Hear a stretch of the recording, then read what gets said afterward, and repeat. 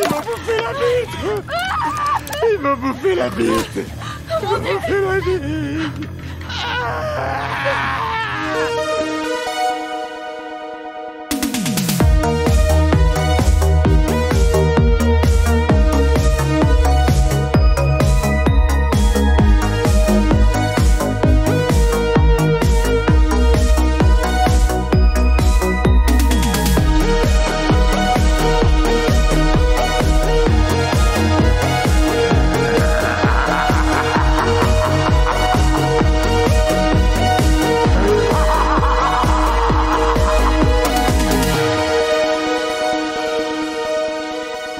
Bonjour à tous et bienvenue dans ce 5e épisode du Jumpscare Summer Camp. Cette semaine, direction la grosse stuff et le Spring Break avec Piranha 3D réalisé par Alexandre Aja en 2010, où la petite ville de Lake Victoria se retrouve à la fois envahie par des hordes d'étudiants qui viennent faire la fête et des hordes de piranhas préhistoriques libérés par l'ouverture d'une faille dans le lac de la ville suite à un tremblement de terre. Depuis 2 millions d'années, ils étaient pris au piège. Ils ont survécu. Ils ont évolué. Ils attendaient. Je crois que je vais demander la fermeture du lac. D'un côté, il y a nous, et de l'autre, il y a 20 000 gamins. Tu penses faire le poids? Ils chassent ton meute. La première morsure fait couler le sang. Et le sang attire la meute. Ils arrivent! Je vous en prie, aidez-moi! Cet été, J'ai besoin de la garde nationale. la 3D J'ai besoin de toutes les forces que vous pourrez déployer ici. montre les dents. Oh, Piranha 3D. va y avoir du sashimi! Un film réputé pour sa violence graphique, sa nudité omniprésente et pour avoir une des productions les plus compliquées vues dans le cinéma horrifique des années 2010, à tel point que la production a dû claquer énormément d'argent pour sauver les meubles in extremis et sortir le film en temps voulu, au grand dam d'un Alexandre Aja complètement traumatisé par l'expérience. Néanmoins, Piranha 3D fut un succès au box-office, vu qu'il a rapporté 83 millions de dollars dans le monde, soit 4 fois son budget de 20 millions environ. Et pour en parler avec nous ce soir, nous sommes en présence de Romain Oulès. Bonjour. Bonsoir, bonjour. Alors Romain, tu es de base maquilleur et effets spéciaux. Est-ce que tu peux te présenter déjà pour notre audience et nous dire un peu ce que tu fais? Oui, ça marche. Et ben du coup, je suis ancien maquilleur en effets spéciaux. Donc je suis Ancien, pardon. Non, mais peut-être que ça reviendra un jour, on ne sait pas. Mais pour l'instant, on va dire que c'est en pause. Mais je suis un peu l'homme de l'ombre de YouTube. J'ai bossé avec Joueur du Grenier, Al236, pour Arte, pour Gaumont. Donc j'ai fait plein de monstres. Aussi. Oui, les Maze Brothers, fantastique. Toulon, bonjour Toulon. Donc voilà, j'ai fabriqué plein de monstres pour l'internet et la télé. Et c'est cool. Et à côté de ça, je tiens des émissions sur le cinéma et les FX sur YouTube. Et ça depuis maintenant 6 ans. Ouais, c'est ce qu'on voit. J'ai vu récemment que tu t'es tapé un film que j'ai hâte de montrer à l'équipe, qui s'appelle Devil Story. Ah, c'était merveilleux. Merveilleux, n'est-ce pas, coin du bis? Oui. Mais écoute, en tout cas, merci d'avoir répondu présent à l'invitation. Merci à vous. C'est un plaisir de t'avoir avec nous ce soir, surtout que c'est un film en plus qui a un gros souci d'effets spéciaux en plus, donc on va pouvoir parler un peu de qu'est-ce qui a merdé. Bien sûr, nous sommes toujours en présence de Lily, chroniqueuse sur le blog du cinéma. Bonjour. Amélie, du festival de cinéma On vous ment. Bonsoir. Mylène, de la chaîne YouTube Welcome to Primetime Beach. Salut. Mathieu, de la chaîne YouTube Le Coin du Bis. Salut. Et moi-même, Romain Plourde, chroniqueur au bistrot sur Filmo. Alors, pour commencer le tour de table habituel, bien sûr, votre rapport à la franchise. Romain, honneur aux invités. Les deux premiers, le téléfilm, puisqu'apparemment il y a un téléfilm en 95 que moi j'ai pas vu, et les deux récents. T'en penses quoi? Alors, il faut savoir que je suis un maudit de la franchise Les Dents de la Mer. Du coup, c'est le tout premier film de créatures marines que j'ai jamais vu, comme beaucoup d'entre nous. Et malheureusement, je suis atteint de thalassophobie à cause des Dents de la Mer. Yes. Et du coup, donc j'ai peur des eaux profondes et des grandes étendues d'eau. Mais paradoxalement, ça a créé une sorte de passion, une sorte de démence pour tout ce qui est film de créatures marines. Et en plus, quand on a un père cinéphile qui s'amuse à me terroriser en imitant les piranhas qui frémissent dans l'eau, dans la piscine, c'était absolument fantastique. Donc du coup, les films de monstres marins, je les dévore. Et Piranha, le premier que j'ai vu, c'était le 2, donc celui entre guillemets réalisé par James Cameron. Et donc du coup j'avais adoré Piranha. Ensuite j'ai vu le Piranha donc du coup de Joe Dante bien après tout le monde, j'ai l'impression. Je crois que je l'ai vu quelques mois ou quelques années avant de voir le Piranha d'Aja. Il me semble que quand j'étais petit, j'avais vraiment vu que le 2 avec mon père, et le Dante, je l'ai vu très très tard. Et après, bon, on en reparlera plus tard, mais quand Piranha 3D est sorti, j'étais un adolescent, j'avais 17 ans, et le film est sorti pile poil au bon moment pour moi, quoi. On va développer un peu plus tard. Mais oui, en étant gros fan de cinéma, et je peux pas ne pas citer Les Monstres de la Mer. Mathieu en avait déjà parlé sur sa chaîne YouTube. C'est le fameux poster qu'on voit dans les livres, sur les livres de The Curious Monster. Donc ça pareil, c'est un film que j'ai découvert grâce à ce bouquin. Et qui est une merveille, et le film Piranha 3D, j'ai plus l'impression que c'est un remake de ce film que de Piranha. Mais ça, on en reparlera tout à l'heure. Donc pas d'amour pour la suite de Piranha 3D. Si, 3D, attendez, il y a David Hasselhoff, c'est fantastique. tout le monde va dire que c'est nul, mais moi j'adore Piranha 3D. Et en plus, quand j'ai rencontré David Hasselhoff, j'ai fait génial, Piranha 3D. Parce que je l'ai rencontré et genre j'ai rien cité d'autre que ça. Et il a fait et ça s'est arrêté là. C'est le seul échange que j'ai eu avec David Hasselhoff, c'est j'ai adoré Piranha 3D et voilà, il m'a souri et c'était terminé. Voilà. Incroyable, bah putain. Je pense que t'es le seul à préférer ce film dans la filmographie de Hasselhoff, qui je pense lui a juste voulu fuir tout ce qu'a engendré ce film. Il faut bien manger, les burgers ça coûte cher. Ah oui, c'est ça. Hein. Je pense qu'il a fait 3 jours de tournage, il s'est cassé. De ton côté, Mathieu, toi, Piranha, qu'est-ce que t'en penses ? Alors moi, c'est des films que j'aime beaucoup. Peut-être pas tous, hein, parce que, là aussi on y reviendra un petit peu plus tard, mais il y a quand même des boosts dans le lot. Mais voilà, le film original de Joe Dante, c'est un film que j'aime énormément.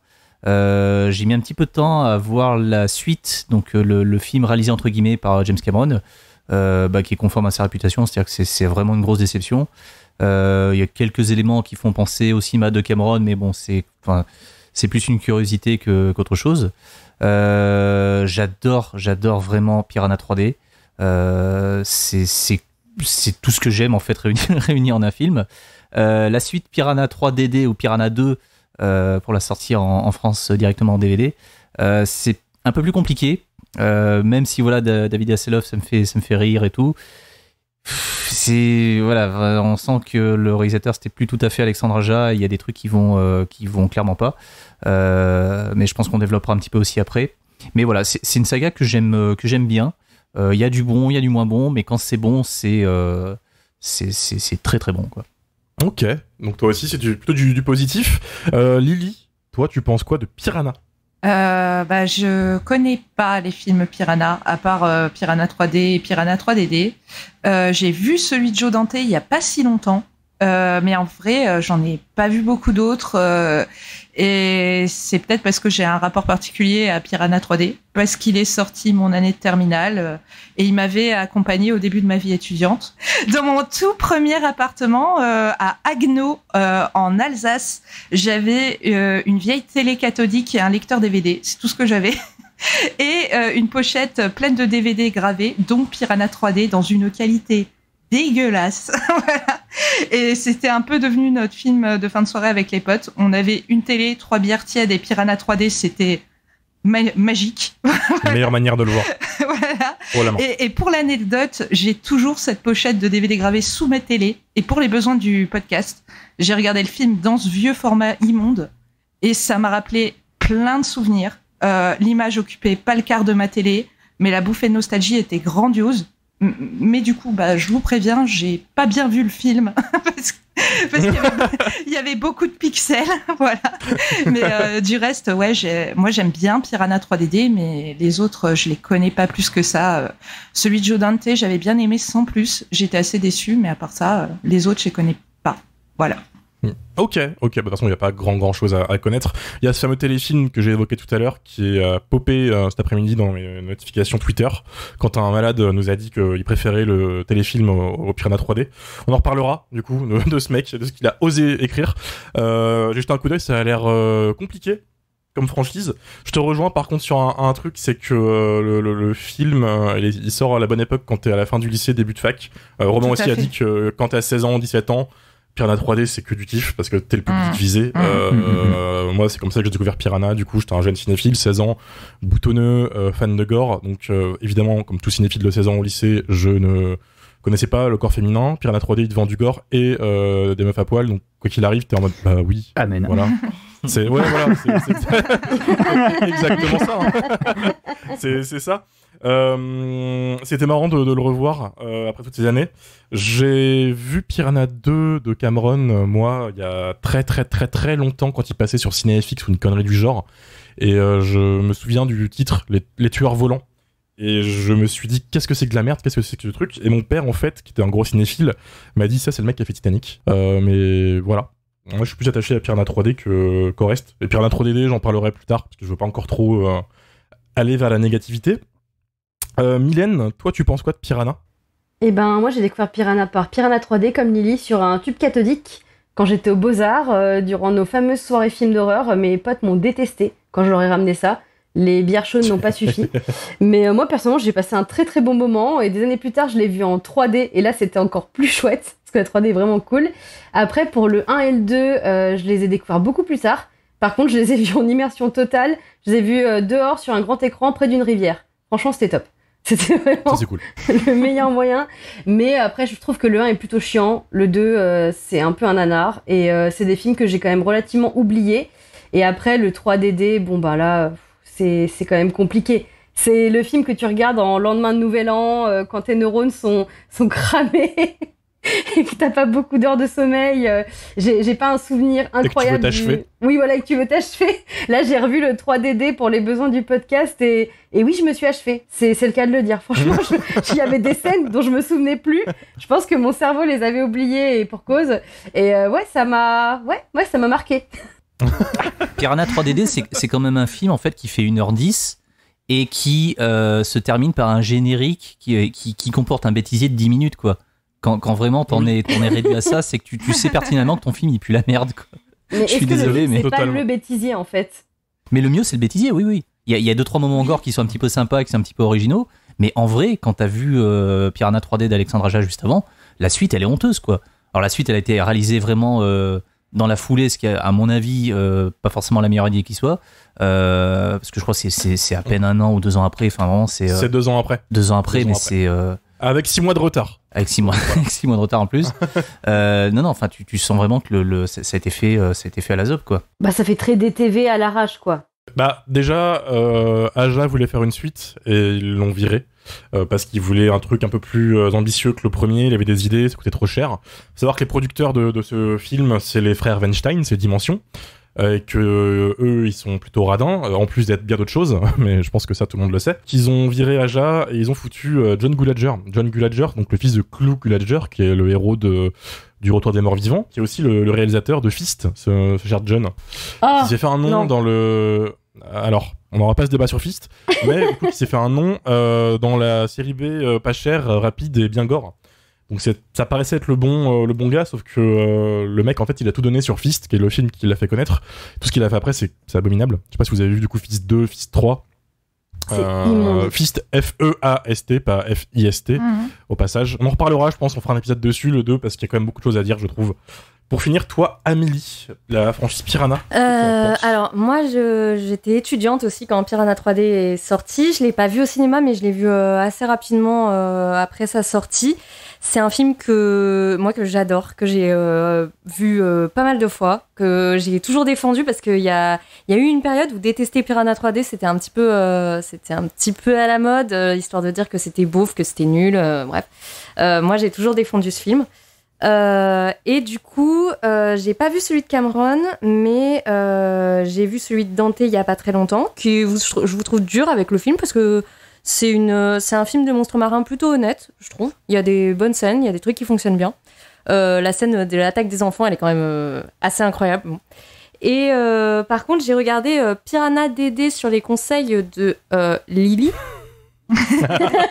C'est moi. Le piège.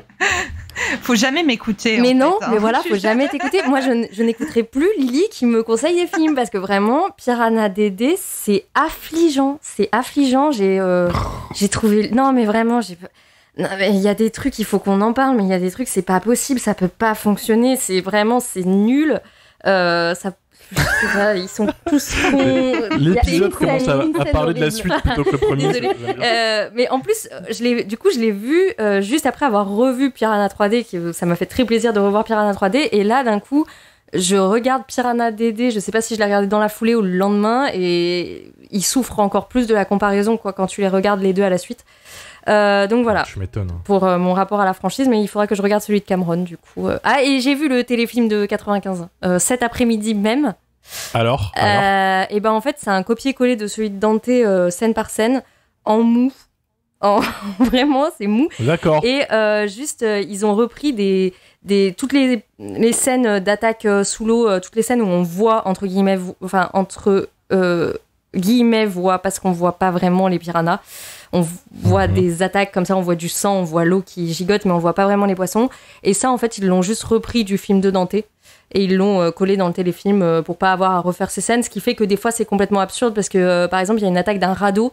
Et les scènes avec les piranhas attaquent un gros radeau avec des gros rondins. Et dans le téléfilm, ils ont pas du tout un radeau comme ça. Du coup, ça fait c'est faux raccord sur faux raccord. Chaque changement de plan est un faux raccord. C'est bon. Sinon, c'est un téléfilm, quoi. C'est un téléfilm. Il y a Mila Kunis dedans, elle a 8 ans, elle est mignonne. Voilà.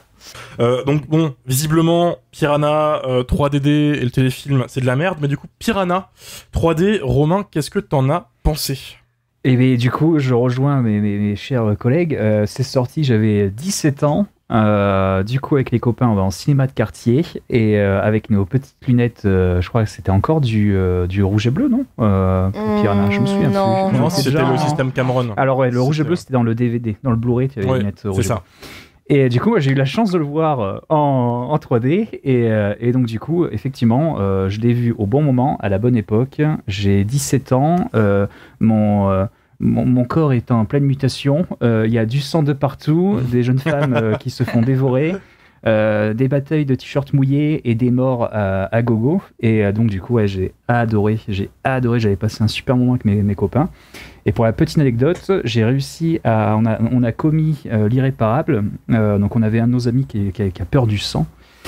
Et lors d'une soirée pizza à la sortie du DVD, on lui dit pas, donc on met le film en mangeant nos pizzas, et donc du coup on a provoqué un malaise vagal chez un ami grâce à Piranha 3D. Donc Théo, si tu entends ça, je suis désolé. Bravo. Non, Théo ou Morgan, je sais plus, mais ouais, effectivement, donc on a empourri la soirée avec quelqu'un. Mais Piranha 3D, c'est tout ce que j'aimais ado dans un film d'horreur, c'est tout ce que je recherchais. Quand j'étais ado, donc c'était ma grosse période slasher avec du coup les Vendredi 13, les Freddy, etc. Les Jason, Halloween, pardon. Et en gros, comment dire, les films ils commençaient déjà à dater. On était en 2009-2010 quand le film est sorti. Donc ça faisait longtemps que j'avais pas vu un film dévergondé. Je sais plus si le remake de Michael Bay, produit par Michael Bay de Vendredi 13 était déjà sorti à l'époque. Un an avant. Un an avant. C'est 2009, Vendredi 13. Que du coup j'avais détesté parce que même c'était montré pour montrer et donc on voyait des ados etc se faire zigouiller, mais comment dire, c'était il n'y avait pas de texture, il n'y avait pas ce côté cinéma popcorn gore, c'était peut-être trop maîtrisé. Et là, Piranha 3D, on se retrouve avec une sorte de festival ultra jouissif. Et en gros, Alexandre Aja, il maîtrise totalement l'horreur des années 90, fin 80. Et c'est fantastique. Et donc, du coup, là, je donnerai la parole à mes collègues. Mais effectivement, quand on l'écoute parler du film, il a essayé de se détacher de celui de Joe Dante. Et d'y apporter ses propres références et ses allusions, etc. Même au niveau politique, mais on en reparlera peut-être tout à l'heure. Mais effectivement, moi, ça m'a fait grave penser du coup aux monstres de la mer, où on a exactement ce même délire de jeunes gens dévergondés qui se font pourchasser par des monstres des fonds marins. Et du coup, j'arrête pas d'associer les deux films, quoi. Pour moi, les deux films, Piranha 3D, c'est le remake des monstres de la mer, quoi. Et pas de Piranha, ce qui est vraiment paradoxal, quoi. Il n'y a pas de toute façon grand chose du Piranha de Joe Dante dans le remake. quand tu regardes, en termes de scénario, d'effets, de contexte. Je suis d'accord avec toi, mais du coup, Amélie a réussi à me convaincre en off avant l'émission qu'il y a quelques... il y a quand même, pour l'avoir revu, je trouve qu'effectivement, il se détache complètement de l'histoire du film de Joe Dante, mais il y a quand même des éléments qui sont repris avec... effectivement, cette plage qui se fait l'attaque sur la plage, en tout cas, l'attaque, oui, c'est un camp de loisirs qui ouvre. Et je trouve que l'attaque a un petit peu les mêmes ressorts. Il y a le fait d'être attaqué dans une bouée, c'est vraiment repris du film de Dante. Oui. Il y a quand même des boobs, hein, excusez-moi, même dans le film de Dante, il y a quand même les meufs qui se baignent à poil. Donc ça, il a un petit peu voilà, augmenté dans son film. et on dirait que Aja, il fait des clins d'œil, il pousse un peu les curseurs à fond, mais il garde quand même un petit clin d'œil bienveillant sur le film de Dante, je trouve. Il reprend certains éléments iconiques, on va dire. Je trouve personnellement que c'est une façon assez intelligente de faire un remake pour le coup, parce que Piranha 3D, il est assez malin pour pas viser le public qui a connu le film de Joe Dante, qui de toute façon sera réfractaire au truc, quoi. Donc autant tout balayer et axer l'adaptation sur le nouveau public visé, plutôt que de tout miser sur la nostalgie et le fanservice. Oui, bien sûr. Et il reprend même, je viens de penser, l'événement, la fin, l'élément du fait d'être tracté par le bateau, de compter, d'aller sous l'eau et d'être tracté par le bateau à toute vitesse pour échapper aux piranhas, ça vient du film de Dante à la base. Et c'est repris par Aja. Donc effectivement, il réadapte les codes, comme l'a dit Lily. T'as pas besoin d'avoir vu le film de Dante pour kiffer Piranha 3D. D'ailleurs, aucun d'entre nous, je crois, n'a commencé par le film de Dante. Mais quand tu le revois, tu recaptes les éléments qu'il a repris, quoi. Sachant que Aja a été voir Joe Dante avant le tournage du film pour lui demander des conseils. Donc il n'était pas dans une démarche de jeter ce qu'il a fait, c'était plus de le réactualiser et lui demander des conseils. Et Dante lui a juste dit utilise des piranhas réels, enfin pas réels, mais des effets de plateau et pas des effets numériques, chose qui n'a pas eu lieu au final. Il y a eu quelques vrais faux piranhas qui ont été faits pour des références sur le tournage, mais l'intégralité du film c'est quasiment du CGI. Pour les piranhas. Parce que... Oui, pour les piranhas. Ah oui, voilà. C'est le truc du film, c'est que Dante voulait que les piranhas soient vrais, mais au final, le seul truc qui est pas vrai dans le film, c'est les piranhas. Par contre, en effet, au niveau des effets sanglants, aux effets gore, là, ils se sont éclatés. C'est Nicotero et sa team qui ont géré. Le lac où ils ont filmé est resté rouge quelques semaines après le tournage. Tellement ils ont tout défoncé. Et fun fact, j'avais vu une news passer sur un truc de gossip USA. Des bouts de faux cadavres sont quand même restés dans l'eau et des mecs ont trouvé en fait ces bouts de latex dégueulasses flotter quelques jours après et ont pété un câble parce qu'ils disaient qu'il y avait une main découpée autour d'eux, quoi. Alors que non, c'est juste un truc du film qui est resté. Du coup, pour toi, Romain, c'est un oui? Ah oui, c'est un gros oui. Pour moi, ça fait partie des meilleurs remakes que nous ont offert les années 2000 avec le Massacre à la tronçonneuse. Le remake de Massacre à la tronçonneuse. Pour moi, c'est les deux remakes vraiment qui m'ont marqué.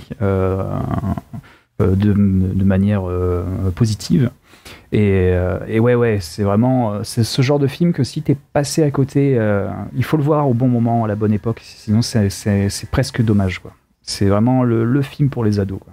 D'ailleurs, s'il y a des jeunes qui regardent qui écoutent le podcast, qui n'ont pas vu le film, mais foncez, quoi. Si vous avez 15 ans, 16 ans, 17 ans, c'est génial. Après, les codes, les mœurs ont changé. Est-ce que le fait de voir de la nudité autant, voir des gens sexualisés à ce point, est-ce que c'est d'actualité? Est-ce que ça passerait? Est-ce que les gens seraient pas choqués, etc.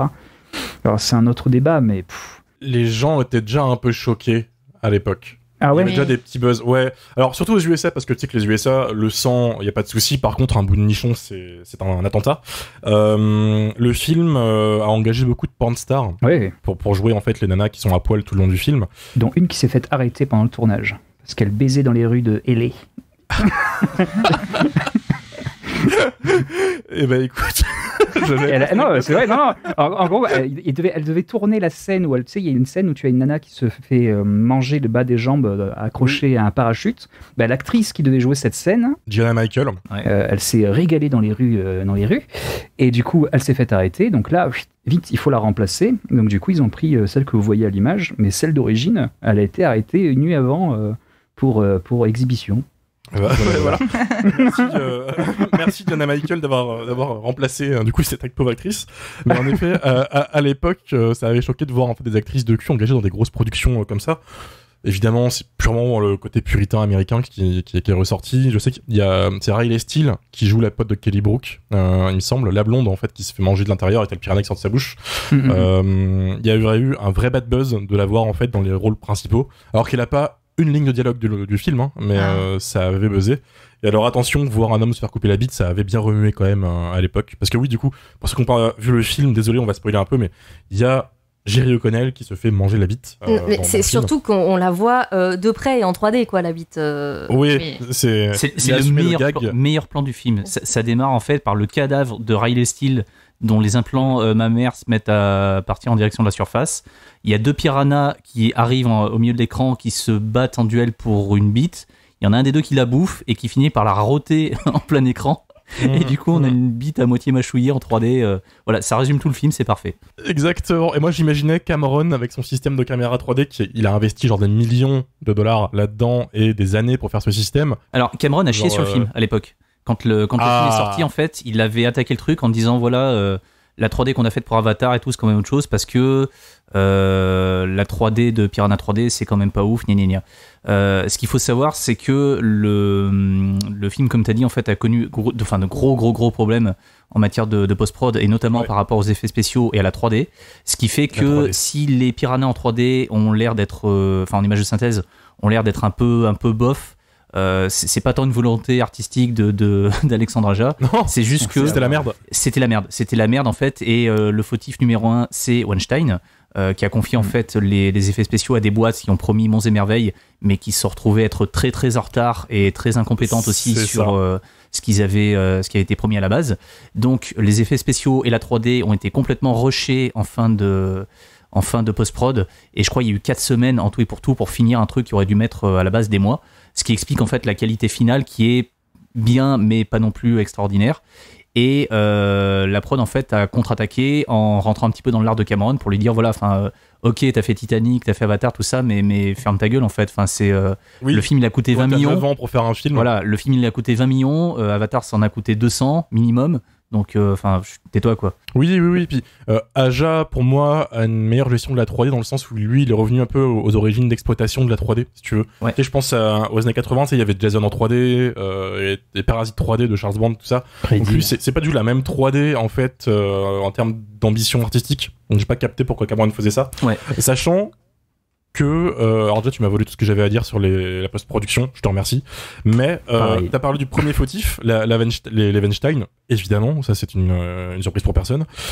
J'incite les gens à choper le vieux DVD ou le Blu-ray, dedans il y a une interview exclusive de Aja. Alors pas le Blu-ray, ça je voulais en parler tout à l'heure. Le Blu-ray en fait il fait partie de cette espèce de liste noire de Blu-ray défectueux qui font que voilà 10 ans après le Blu-ray ne passe plus.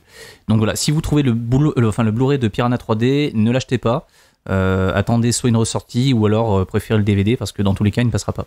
Merci pour l'avertissement, mais du coup chopez le DVD collector et pas le DVD normal parce qu'il y a l'interview d'Aja qu'ils ont mis vraiment à moitié caché au fin fond des bonus où il en a plus rien à foutre et il balance sur tout le monde. Donc en effet il crache sur les Weinstein, le fait qu'il y a un cercle de réalisateurs traumatisés. Tu cites la phrase laquelle? Il y en a plusieurs. Si tu ne t'es pas fait encore baiser par les Weinstein, c'est que t'as pas travaillé encore avec eux. Exactement. Et le truc, c'est qu'après, il balance sur le deuxième fautif qui s'appelle Kevin O'Neill. Alors, il le cite pas, il veut pas citer son nom, il est en mode c'est mon cauchemar, ce mec, il m'a chié dans les bottes pendant tout le tournage et tout. Et c'est ce mec, en fait, qui est arrivé au Weinstein de base et qui a dit moi, je suis superviseur VFX, les effets spéciaux de Piranha 3D, je peux vous les faire sans aucun problème, pour pas cher. Et c'est pour ça que ça a merdé, parce qu'en fait le mec n'avait pas du tout le talent nécessaire. Faut savoir que ce gars en fait c'est aussi un cinéaste qui a réalisé Dino Croc, Super Croc, ce genre de merde que t'as sur Sci-Fi en fait, et il s'imaginait assez grand pour Piranha. D'où le fait que 2 mois avant la sortie du film, il n'y avait pas de piranha dans le film, en fait, aucun, voilà. Et ce qui a traumatisé du coup Alexandre Aja, qui, comme tu l'as dit, en fait, a dû rusher avec son superviseur de VFX des nuits entières chez lui avec chips, coca, les ordinateurs, ont fait des rendus et ils ont peaufiné tout ce qu'ils ont pu, ils ont lutté, mais ils ont pas pu quoi. Ils ont fini 1 semaine avant la sortie.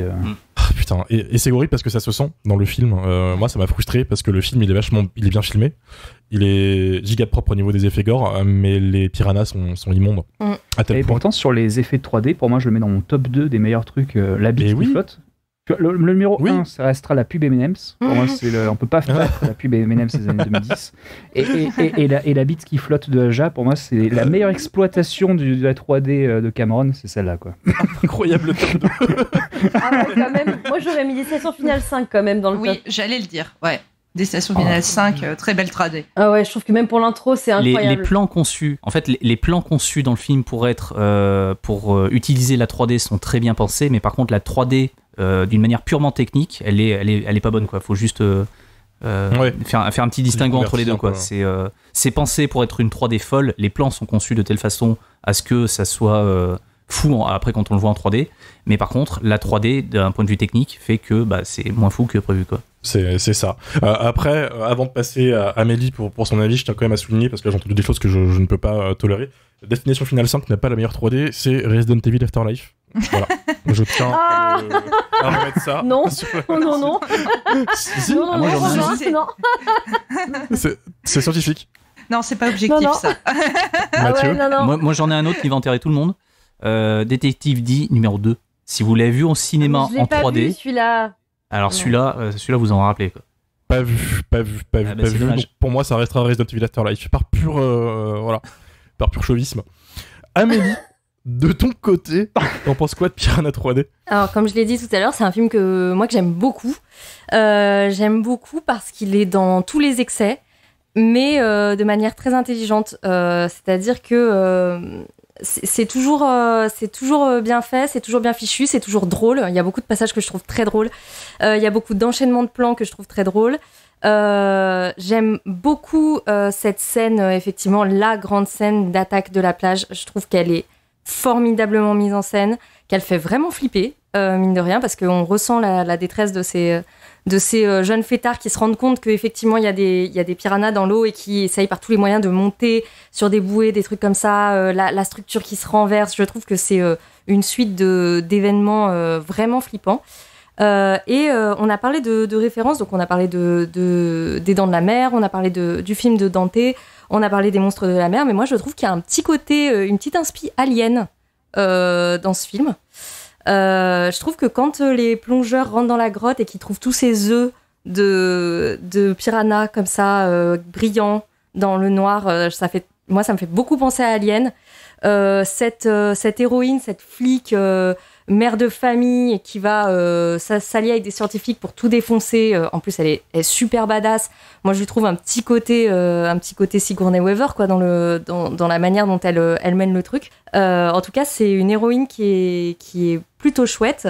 Et justement, on parlait des Weinstein et Aja prend un malin plaisir effectivement à maltraiter ces adolescents qui font la bringue, mais surtout à maltraiter et à humilier ce personnage immonde de réalisateur de films porno à petit budget, ce qu'on imagine être ou à gros budget, on sait pas trop, enfin il a un bateau quand même, qui lui est vraiment un personnage hyper malsain, qui quand même fait monter des adolescents et une adolescente sur son bateau pour les emmener en mer avec des actrices porno et leur faire boire de la tequila dans leur nombril. Ce qui fait beaucoup pour une seule personne en une seule après-midi, je trouve. Et justement, il se fait doublement humilier puisqu'il se fait et manger la bite, et on le voit en gros plan et en 3D.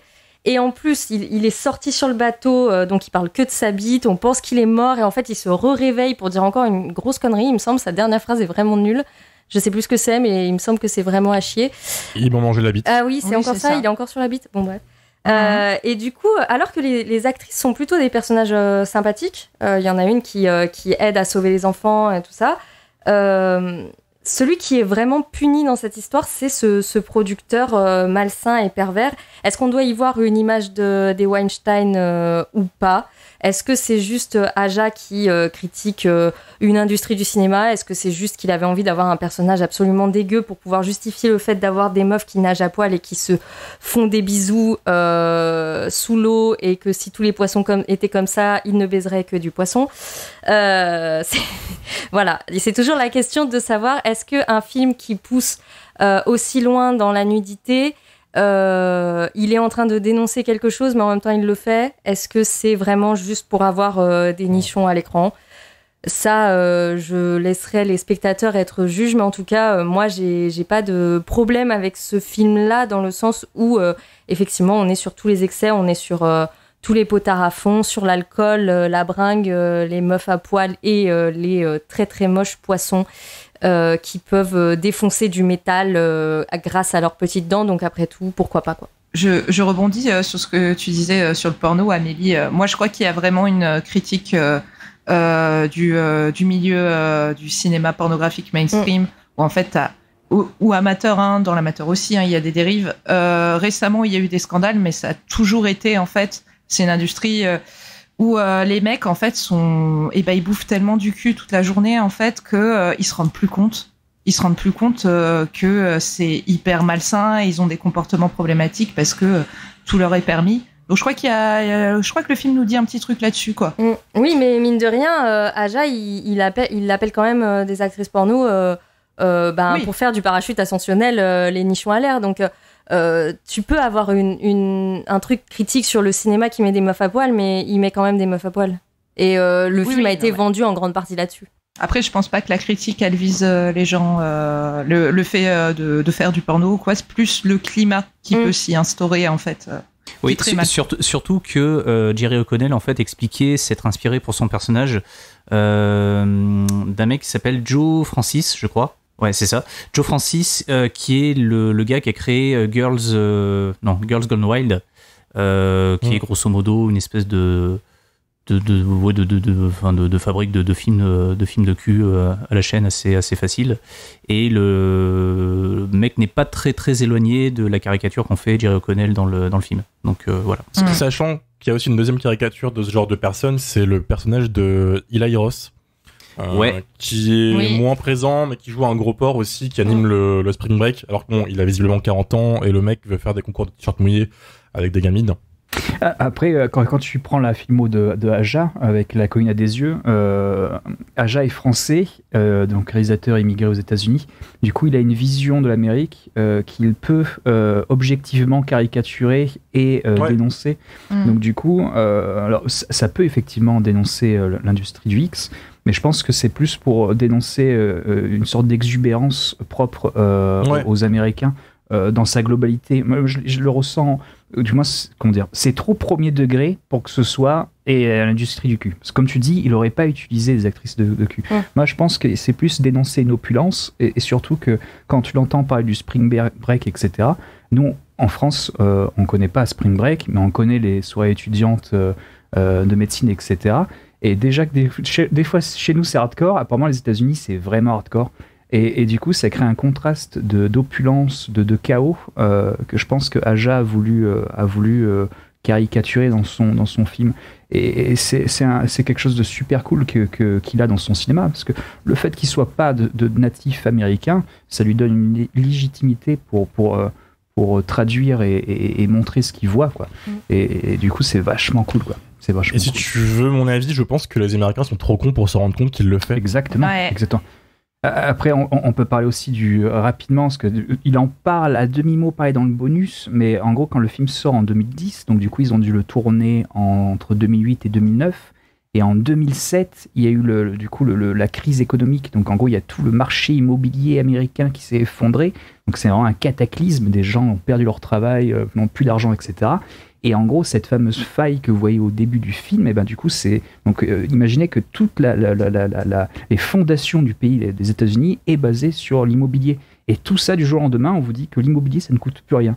Et du coup, le film s'ouvre sur du coup des fondations, donc la terre qui se brise. Elle se brise en dessinant des courbes du CAC 40. Donc du coup, on voit carrément du coup le pays se détruire par cette fameuse.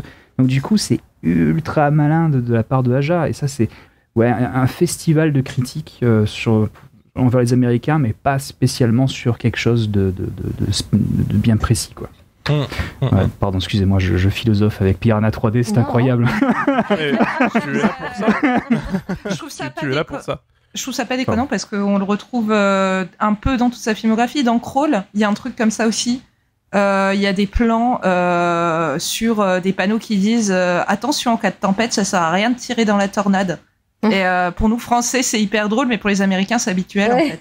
Voilà. C'est vrai une vraie news en plus, hein, parce qu'il y avait bien un mec qui avait tiré. Voilà. Il y avait aussi un mec qui avait tiré sur le soleil parce qu'il faisait trop chaud ou une connerie du genre. Enfin, la Floride. C'est un milieu différent. Incroyable. Mathieu, toi, Piranha 3D, qu'en penses-tu?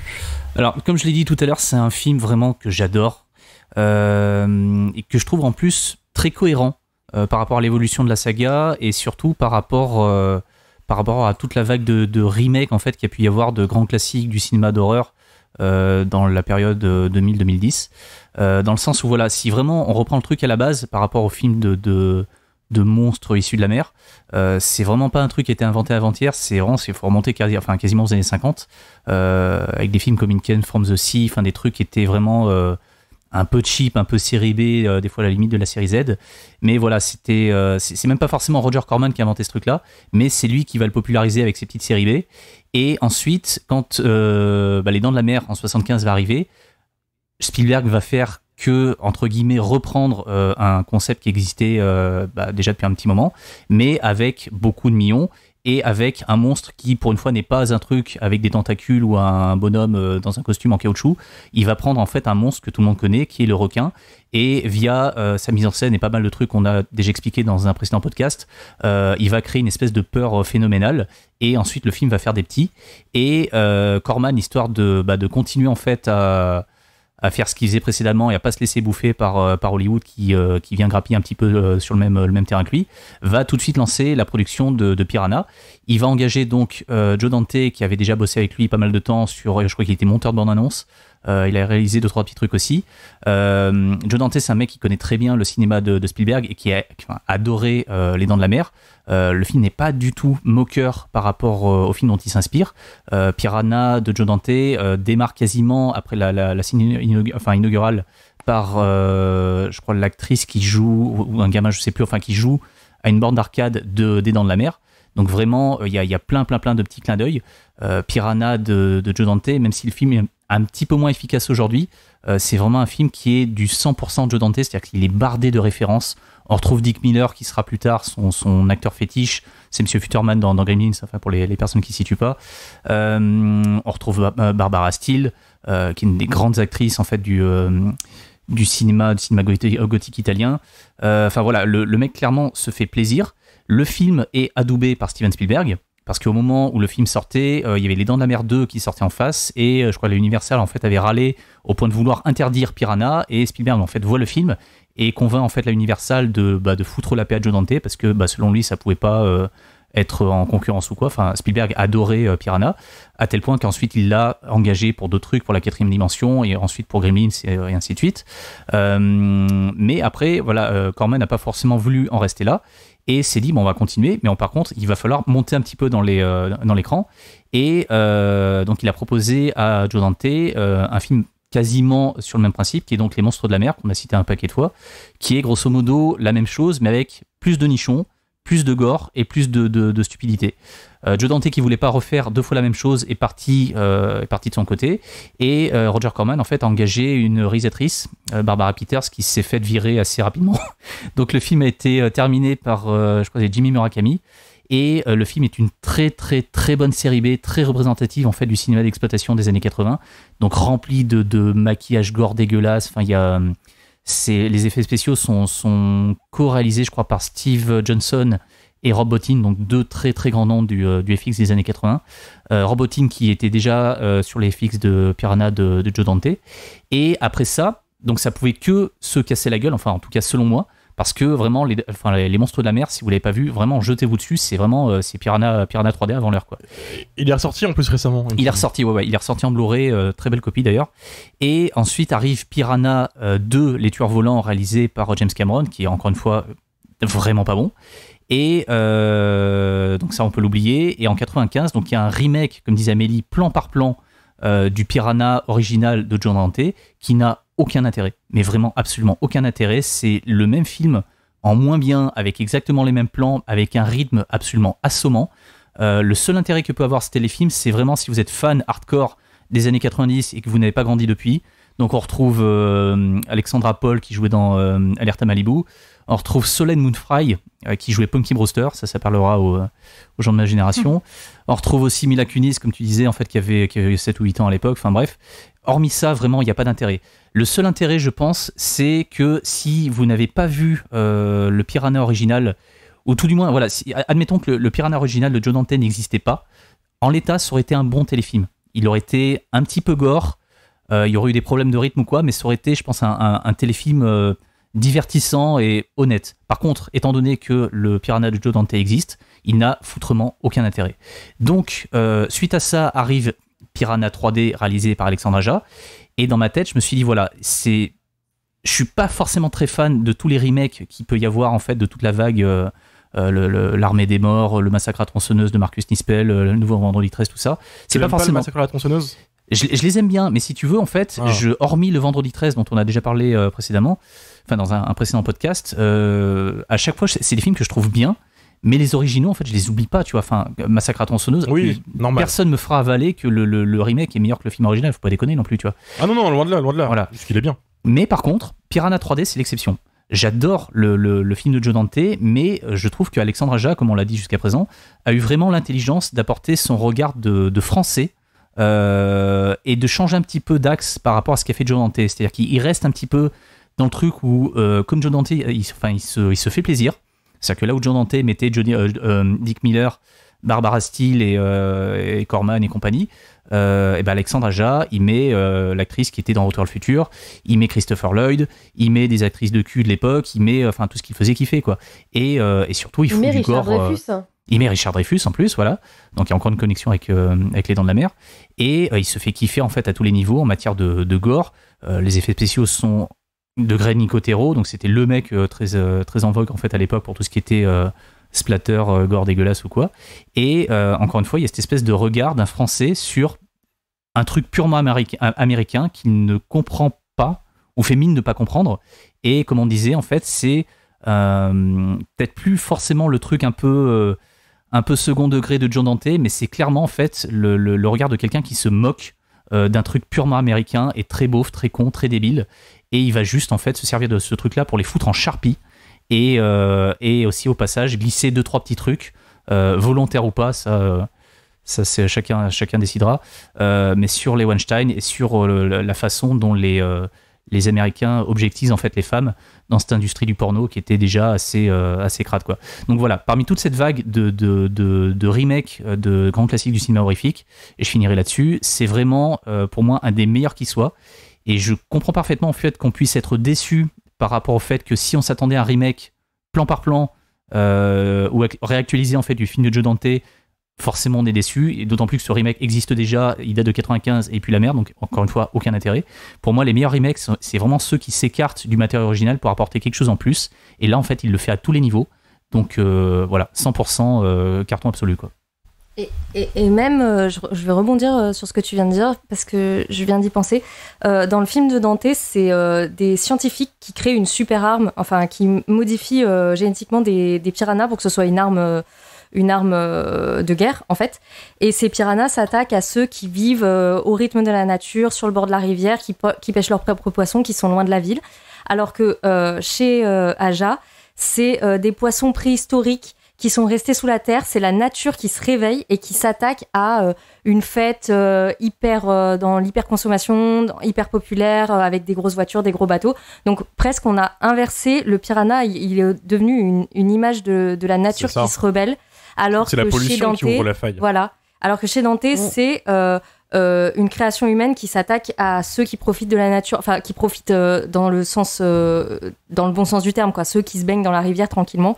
Donc vraiment il y a une inversion même de la symbolique du piranha entre les deux films. Après ça ferait presque écho aux Dents de la Mer là pour le coup, parce qu'on est vraiment sur l'attaque du capitalisme et tout, le piranha qui se rebelle contre tous ces abrutis, donc là pour le coup ça fait bien écho aux Dents de la Mer. Ouais, totalement.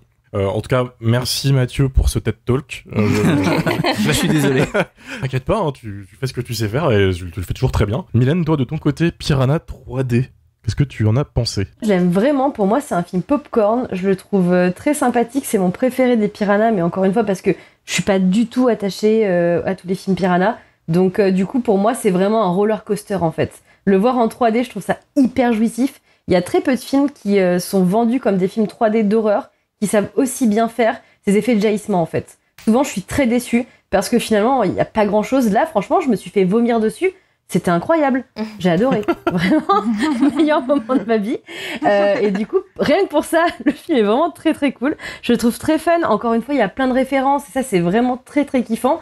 Et surtout, bon, ça c'est un peu triste pour lui, c'est le retour de Jerry O'Connell qui là commence à être complètement en roue libre et à avoir des rôles complètement pétés aux manettes. Soit il joue des vieux pervers, donc là en l'occurrence on est sur un mec qui tourne un film porno et qui est con comme ses pieds, qui n'avance qu'avec sa caméra et qui suit tous les boobs qu'il peut voir devant lui. Mais je trouve qu'il joue très bien ces rôles-là. Malheureusement pour lui, ça lui va bien. Franchement, j'étais très heureuse de le revoir là-dedans. Et justement, on est très très contente de le voir mourir. Voilà, il se fait plaisir. De toute façon, il faisait plus grand-chose à ce moment-là. Donc c'est quand même très cool de le revoir. Et bon, je pense que Piranha 3D et 3DD a vraiment un souci avec le fait de manger des bites, hein, parce que ce soit sur le 1 ou le 2, il y a vraiment un truc récurrent. C'est un trauma pour le DD. Hein. Oui, pas que. Il y a un trauma. Le 3DD m'a beaucoup fait penser à Tiff, d'ailleurs, sur la scène avec le piranha qui ressort. Voilà, ça m'a beaucoup fait penser à ça.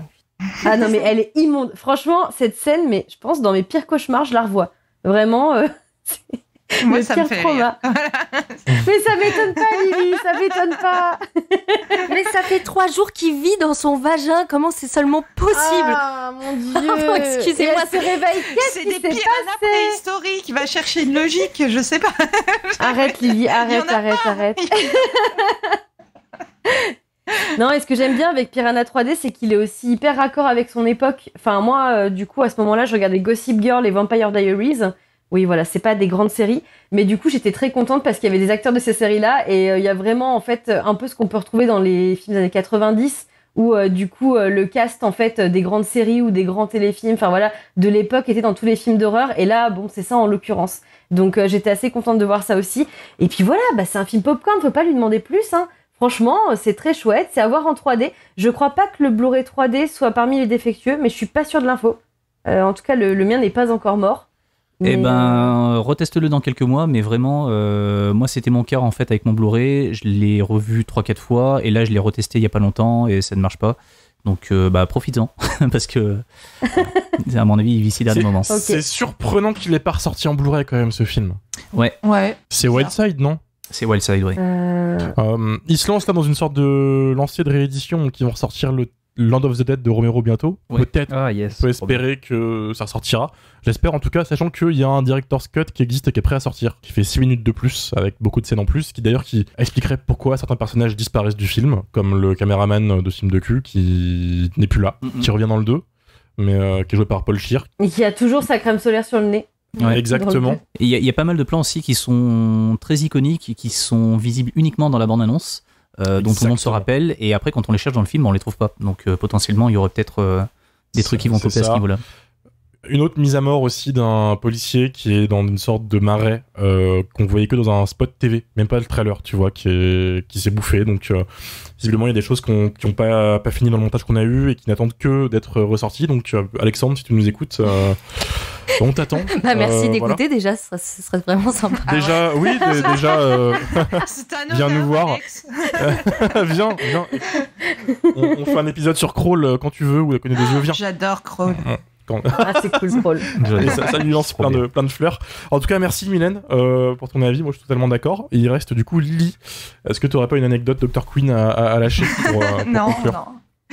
Non, moi j'adore Piranha 3D sans surprise, parce que bon, j'ai un running gag, c'est que dans la vraie vie je m'appelle Patoche, j'ai 53 ans et un Bob Ricard sur la tête, donc j'adore évidemment un film pour toi. Voilà, j'adore, c'est une débauche de beaux fruits décomplexés, il y a des boobs, du gore, une tub en 3D, c'est fabuleux quoi. Je trouve ça hyper drôle, comme je trouve Piranha 3D hyper drôle aussi. Mais là où il n'égalera jamais le premier, en fait, pour moi, ça reste dans la créativité. Parce que même si les effets ont vieilli et qu'ils sont loin d'être parfaits, bah, je trouve que le film, il reste impressionnant. Il m'impressionne toujours autant qu'à l'époque. tellement le gore est spectaculaire et quand même effrayant malgré l'aspect grotesque. La scène de la nana coupée en deux, elle est folle. Incroyable. Ouais. Il y a la meuf avec les cheveux coincés dans l'hélice du bateau, ça m'a traumatisée. J'ai fait du bateau avec une copine à Annecy, j'avais une trouille bleue de mettre mes pieds en dehors du bateau. Je sais, si je me coince dans l'hélice, stupide, voilà. Et il y a aussi les jambes bouffées du réalisateur quand il le remonte de l'eau, c'est quand même immonde. Enfin, moi, ça m'a beaucoup marqué. Et donc pour moi, il n'y a pas cet humour crado un peu bébête. Il veut aussi t'en mettre plein les yeux. Il n'est pas que là pour faire marrer la galerie. Puis bon, bah alors je vais paraphraser un peu tous vos avis, mais il y a un truc très générationnel dans Piranha 3D, en fait, qui a été fait pour parler aux gamins comme nous qui avaient 18-20 ans à l'époque. C'était le pic de la période EDM clubbing pour nous. C'est les débuts de Lady Gaga, l'album Circus de Britney Spears. Il y avait aussi une fascination pour la culture Spring Break à l'époque, le côté alcool et débauche. On aura Spring Breakers d'ailleurs quelques temps après. Et Piranha 3D, en fait, bah, comme vous l'avez dit plusieurs fois, il drague ce public qui baignait dans tout ça à l'époque, en lui donnant tout ce qu'il est venu chercher, donc du sexe, de la musique, du sang. Mais, comme Amélie l'a dit, le film se moque gentiment de ce public aussi, en le représentant en train de se faire bouffer par des poissons mutants. Voilà, donc je trouve que Piranha 3D est déjà très drôle de prime abord, et encore plus quand on creuse un peu, il est pas si idiot que ça. C'est donc un oui général. Ah oui. Alexandre, voilà, on réitère, mais bravo. Je t'aime. D'avoir vécu l'enfer pour nous. Je propose qu'on passe à l'avis des auditeurs, parce que pour le coup, il y a eu beaucoup de monde qui a répondu présent sous le tweet. Ce qui fait plaisir, parce que la semaine dernière, pour Psycho Party, ils étaient 2. Là, ils étaient beaucoup plus. Alors, on était sur un film de niche la semaine dernière aussi. C'est ça, et là, ils sont revenus en masse. J'ai élagué du plus possible les avis beaufs, parce que, évidemment, il y a un public qui était en mode « Ouais, Kelly Brooks, voilà, ça. Oh, Riley Steele, Ashlyn Brooks. » Bienvenue dans Top Scare.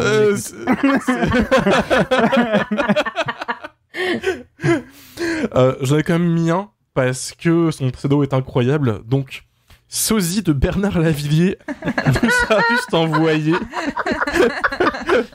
Il nous a juste envoyé Kelly Brooks en 3D. Ouais. Il est resté quand même sage. Ça s'entend quand même. Ouais, je comprends. Voilà.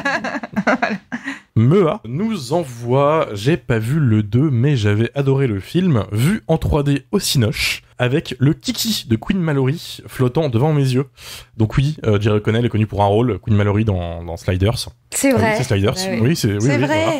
Et Scream 2, c'est Scream 2. Scream 2. Aussi, ouais. Aussi. HK nous dit juste « Ma femme a failli vomir au cinéma. Elle a eu la nausée tout le reste de la soirée et m'en a voulu de l'avoir emmené voir ce film. Moi, je me suis bien marré, mais je me suis bien gardé de dire où je connaissais certaines actrices du film. » HK, tu es immortalisé, maintenant tu devras assumer. Voilà. C'est ça. Tu es balancé. Un certain Romain Joss 3D, encore lui, nous envoie vulgaire, idiot et l'une des pires 3D vues en salle. Je préfère encore me farcir le remake de 95. Alors Romain, on te salue parce que tu as cité Jumpscare dans ton live sur Dazn X, il me semble, ce live qui a duré 11 heures. On te renvoie la balle, on te salue parce que du coup, oui, c'est lui qui gère la chaîne Croix de Malte, qui fait du contenu horrifique aussi, des lives très très longs avec des guests. C'est l'opposé de nous, on est dans la rapidité, donc des épisodes d'1 heure max, lui il prend son temps, ce qui fait que l'émission tu peux te coucher et te réveiller avec. Ça c'est fabuleux. Il a pas aimé, je suis pas d'accord. Mais je pense savoir, enfin je le connais pas, hein, Romain, mais je pense savoir en fait ce qu'il déplaît en fait. La 3D, oui, effectivement, la 3D pue la merde. Après, si il est fan, et je pense que c'est ça, du premier film de Joe Dante, si s'attendait à avoir un truc un peu équivalent, forcément là tu peux que être déçu, quoi, parce que t'as un truc qui est ultra vulgaire, qui est vraiment plus du tout dans le même état d'esprit que le film de Joe Dante, mais oui. je trouve que c'est paradoxalement ce qui fait sa force en fait. Enfin, personne peut faire du Joe Dante à part Joe Dante, quoi. Enfin, c'est faire un remake. Ouais, faire un remake en fait du film de 78, c'est juste impossible. Enfin, celui de 95, il a déjà démontré que c'était pas possible. Là, en fait, il y a un film qui est parfaitement dans son temps et qui pousse les potards à fond. Et c'est, enfin, en tout cas, personnellement, c'est vraiment ce que je voulais voir, quoi. C'est, faut vraiment débrancher son cerveau et mettre de côté le film de Joe Dante, quoi. Et je pense que c'est vraiment comme ça qu'on peut l'apprécier si on a ce rapport très particulier au premier film, quoi. Je déteste l'expression débrancher son Oui. cerveau. Oui, je suis un peu d'accord.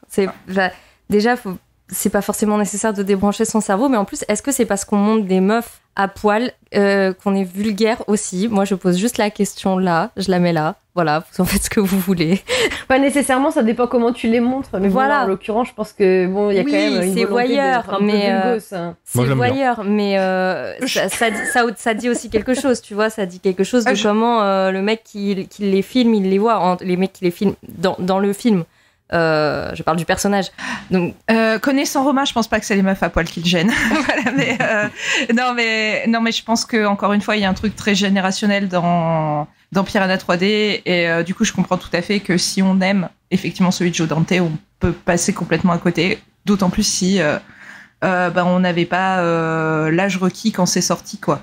Voilà. Ouais. Donc encore une fois, Romain, tu es vieux, mais je t'aime quand même. Voilà. Le pauvre. Il a juste posté un tweet, on l'allume depuis tout à l'heure. Non, mais en plus, Romain aime bien David Hasselhoff dans Piranha 3DD, donc c'est tout à son honneur.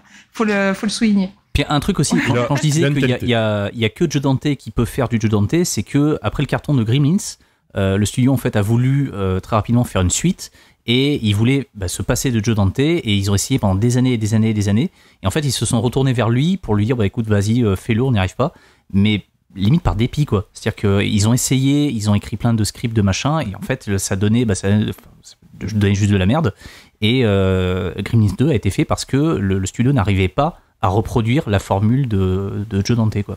Très bon Gremlins 2 au passage, je le place. Oui. Voilà, Ouais. sous-côté. Très sous-côté. C'est mon préféré. Voilà, en tout cas, Romain, si tu nous écoutes, c'est une déclaration de guerre. Donc voilà, tu viendras te battre un jour pour un épisode sur Jaws 3D. Mais c'est bien, il y a plein de Romains ce soir. Hugo Amizé, Mr. Fox, qu'on salue aussi, nous a juste balancé film régressif 3D immersive, du gore comme on l'aime. Fun fact, Pierre Athé y double Christopher Lloyd pour la première fois depuis 10 ans. Pierre Athé, c'est la VF du coup de Christopher Lloyd sur Retour vers le futur. Et aussi Cortex dans Minus et Cortex. Voilà, moi je me souviens bien de cette voix-là, pour les fins connaisseurs de dessins animés des années 2000. Et pour finir, Touko, souvenir de cette séance avec une ex qui était MDR au moment où un chibre coupé flotte en 3D à 2 cm de sa tête. Du coup, ça a mis une bonne ambiance, et le reste s'est fait tout seul. Donc, merci Alex. Voilà. Il y en a qui ont pécho. Il y en a qui ont pécho grâce à Piranha 3D. On en reviendra toujours au chibre coupé, quoi. C'est vraiment...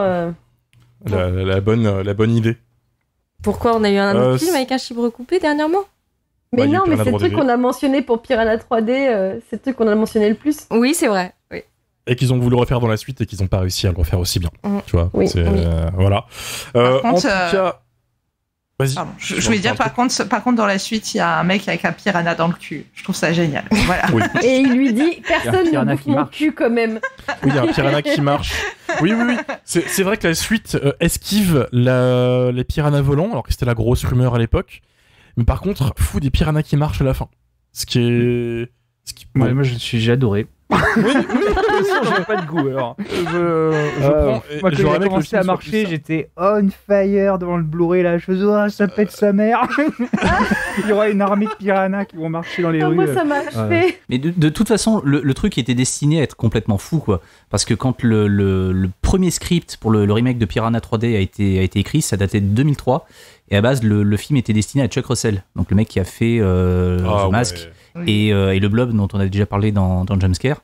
Donc le film de toute façon pouvait pas être normal, quoi. Et là, dès que tu ramènes David Hasselhoff ensuite, et dès que tu ramènes John Goodladger, ça pouvait pas de toute façon bien commencer. C'est tout pour nous ce soir. Merci Romain d'avoir été là. Bah, merci à vous, c'était génial. Est-ce que avant qu'on se quitte, tu as une petite actu qui arrive? C'est quoi la suite là? Parce que j'ai C'est vu, quoi la suite? t'avais fait Devil Story. Est-ce que t'as d'autres petits trucs comme ça qui arrivent? Là, j'ai un reportage sur Hong Kong qui va sortir sur la ville, les jouets, les films hongkongais. Il y a une toute petite vidéo, si j'arrive à la finir, là, qui va sortir la semaine prochaine sur les Dents de la Mer. Il y a plein de trucs, mais c'est surtout au mois d'octobre. Il y a le dernier Derrière le masque qui va sortir sur Evil Dead, qu'on a tourné avec monsieur François Terrel et Pandora Création. On l'a tourné l'année dernière, donc là c'est 1 an jour pour jour sa sortie. Donc ça sortira au mois d'octobre, donc pour Halloween. Ok, donc ça bouge. Ça bouge quoi. Ouais. Sachant qu'à tout moment, Mathieu te chope et te fout devant une belle merde. Donc il y a le secret. Ouais. Voilà. Oui. Est-ce que tu connais Spookies, Romain? Spookies. Non, je ne Je l'en ai déjà parlé. Je l'en ai déjà parlé rapidement. Je parlais. J'ai fait un peu de teasing. Ah ouais. merde. Tu vas connaître. T'inquiète. Moi, je voulais lui montrer. Tu vas souffrir. Courage. En tout cas, merci tout le monde d'avoir été là ce soir. N'hésitez pas à nous rejoindre sur les réseaux sociaux, Jumpscarecast sur Twitter et Instagram, 5 étoiles Apple Podcast, Spotify, on est partout, même sur YouTube. Et on se dit à vendredi prochain. Salut. Ciao. Salut. Salut.